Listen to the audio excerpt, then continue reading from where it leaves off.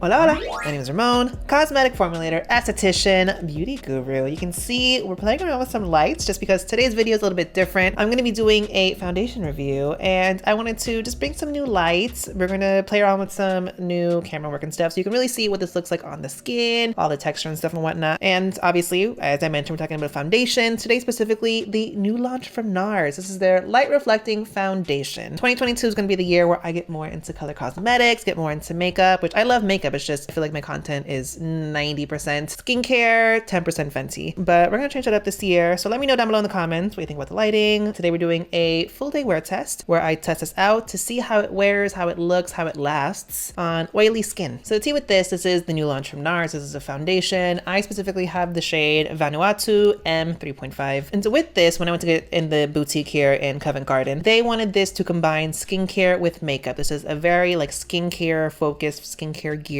foundation, and I was like, that is literally my brand. Looking at some of the claims of this foundation though, it's interesting because they say it's an advanced makeup skincare hybrid foundation with a natural finish that instantly blurs and smooths while visibly improving skin's clarity over time. Ingredient claims behind this: it has biomimetic oat, which when I looked into the ingredients list, it's kind of like this thing that mimics a lot of the benefits that oat gives you. Japanese lily turf, which is an extract that helps with skin barrier, maintain the moisture, and then cacao peptides and milk thistle. I mean, they're making blue light claims. Realistically, they're antioxidants. Looking at a lot of the ingredients in this, primarily the skincare benefits are a lot of things to help condition the skin, help with some humectant benefits, offer some soothing and antioxidant benefits. And this is alcohol and fragrance and essential oil free, worth noting. But realistically, with the claims behind this about it being anti-breakout and whatnot, it's interesting because I see like they have turmeric root extract. It's soothing, has antioxidant benefits, can help with hyperpigmentation, and then nothing else that really helps with breakouts. There's no like anti-acne ingredients. So that's a very interesting claim with this. They say this is a medium buildable coverage with a natural finish, that it's breathable, all day wear. Nars has a really good shade range. They have 36 shades in this. And again, I'm Vanuatu. And they really want this to look like skin, act like skin, and feel light as air. So I'm gonna test it. My skin is prepped right now. I just have a moisturizing sunscreen on. I'm going to prime half my face. I'll prime my right side just to see if the primed versus unprimed side has any change in appearance, lasting power, overall finish. And then we'll do an end of day check-in and just give my final thoughts. This is not my first time playing with this. This is day 3. So that prime versus unprimed side, I'm really just trying to test something out that I want to see, but it'll also be helpful for you guys on camera as well. Let's move the camera up closer. Okay, so you're close. Let's prime this side. I'm going to be using the UV Pore Blur. This is from MISSHA. I ordered a bunch of like Korean makeup a while back, and so this is one of the primers. And this is just intended to help with pores, mattify a little bit. And then the left side is going to be unprimed. I'm just taking a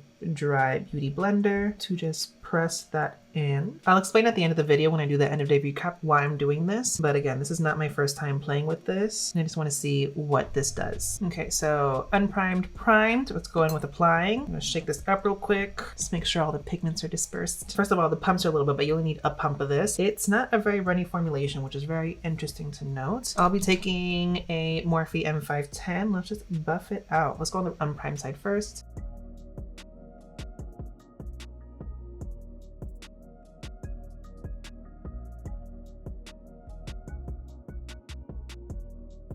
So you can see it's definitely a glowy finish. I will say this does look very stark. The primer has titanium dioxide in it, so it is a little bit of a tone-up effect. And also I did have a combination sunscreen underneath, so that is also a little bit of a tone-up. It doesn't look that stark compared to my neck, I swear. Okay, but let's put it on the prime side now.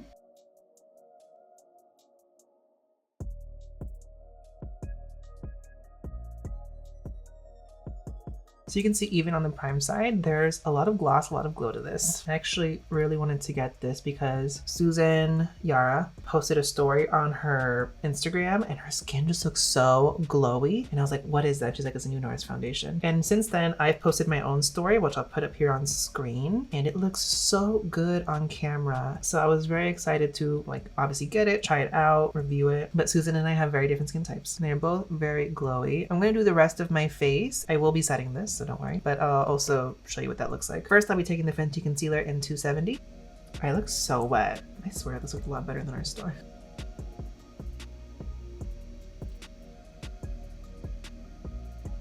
This is the Fenty concealer in 230, just to even out a little bit of this foundation color. It's very dark.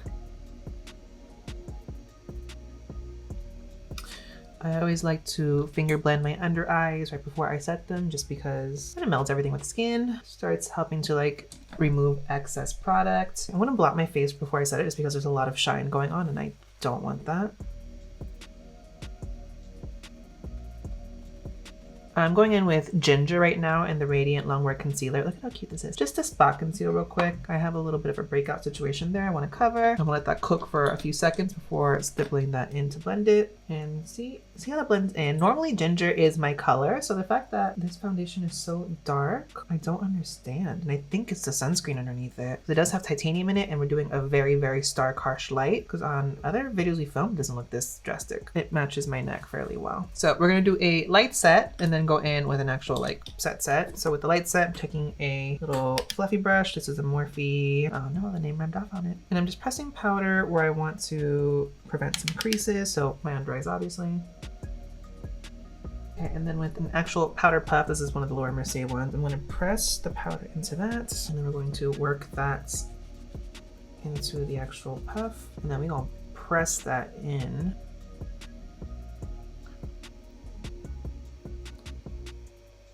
Voila.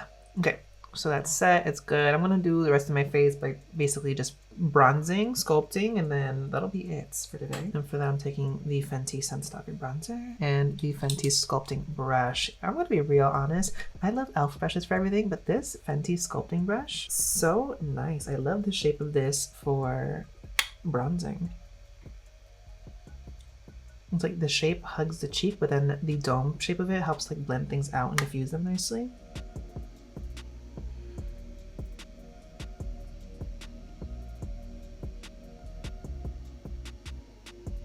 Okay, so that's the face done. Again, all I did was press powder into it, and then I did prime this side. I'm not gonna setting spray it because I just wanna see overall how this wears throughout the day. It's currently 7:30, so we'll check in around 2 or 3 and see what that really looks like. But I'm not gonna be blotting today either. We're just gonna see if you have oily skin, how this wears. Mind you, it was very glossy going on, so I have my thoughts already. Stay tuned and I'll be back with the end of day check-in. So here we are. It's been 7 hours, I think. Here's how we're looking. No blotting. Prime side, unprime side. I feel slimy. I look slimy. So let's see what this is actually for the first 4 hours. I was actually very surprised. It looked airbrush, flawless, good. It's in the last couple hours in this section I started getting very oily. And so here's the thing, what I noticed and what I was telling you guys that I was like hinting at the beginning of the video. This I don't think is very oily skin friendly necessarily. I think you have to go through a lot of lengths with skin prep and how you set it and setting spray and everything to really make it work. I know they have their like matte foundation, which is definitely oily skin friendly. This fresh after application, powder pressed into it in certain spots, you're going to look gorgeous and flawless for a few hours. You will have to blot and touch up, and with that I think it's going to wear down towards the end of the day, but it might do so gracefully. My big pros with this is that the skin feel of this, ultra lightweight. Even looking this greasy, I don't feel anything on my face. It just looks very skin-like. The coverage of this is interesting because I can cover up my hyperpigmentation and like acne here very well, but then you can also then see like my birthmarks and whatnot very easily come through. This creasing, it's the sunscreen. Don't blame the foundation on that because it hasn't happened this badly before. My eyelids creasing, that's the foundation because my eyelids are oily. This doesn't do well with skin oils. It's interesting because the foundation stays where it is. It doesn't like slowly degrade off, but it becomes like this weird oily mass of like pigment just sitting on my skin, which looks very gross. My other thing is with this is that you will have to prep your skin appropriately because this is nothing for pores. It talks about blurring wear. When I was doing my first like day of wear test, I applied this over a super light, very lightweight hydrating sunscreen. I don't usually have issues with my pores. I saw my pores, and my boyfriend always points out like I have this thing where most foundations don't do anything with my pores. I rarely have pores. They're very airbrushed normally. I guess I'm just so used to Fenty where like everything's pro filter, so everything especially on camera looks amazing, but does this not look that cute? And is that even like full wear day? Like if I were to wear this out, even if I like had a regular job, I would still apply this like an hour or two before I leave. I'd work a full 8 hours, come home an hour or two after that. So this would look like crap at the end of the day. So not the most oily skin friendly unless you really prep, prime, set, seal and maintain throughout the day. But the finish of it's really nice, and on camera, a few hours after application, it does look really good. Let me know down below in the comment section what your experience and thoughts on this are. I will also note, when I was talking to Susan Yarn about this, because she saw I posted about this because I got it because of her, she was like, what do you think? And I was like, not the best for oily skin. She's like, yeah, even I end up greasy at the end of the day. So do note that. And Susan tends to have more dry skin. I'm torn about this. I want to keep playing around with this. I might do like a 1 week or 1 month follow-up review of this, but yeah, comment down below. Similar experience, what your thoughts are, let me know. Don't forget to hit the subscribe button, notification bell, so that you know when I post more skincare, sunscreen, Fenty, and other makeup content on my channel. Don't forget to hit the thumbs up, and thanks for watching, guys. Bye.